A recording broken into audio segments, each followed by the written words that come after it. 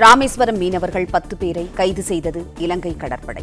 செய்தியாளர் பிரபுராவ் இணைப்பில் இருக்கிறார். எல்லை தாண்டி மீன்பிடித்ததாக கூறி தமிழக மீனவர்கள் கைது செய்யப்பட்டுள்ளனர். விவரங்களை சொல்லுங்கள். நிச்சயமாக நேற்று காலை ராமேஸ்வரம் மீன்பிடி துறைமுகத்திலிருந்து 300க்கும் மேற்பட்ட விசைப்படகுகளில் சுமார் 3000க்கும் மேற்பட்ட மீனவர்கள் மீன்பிடி அனுமதி சீட்டு பெற்று மீன்பிடிக்க கடலுக்கு சென்றனர்.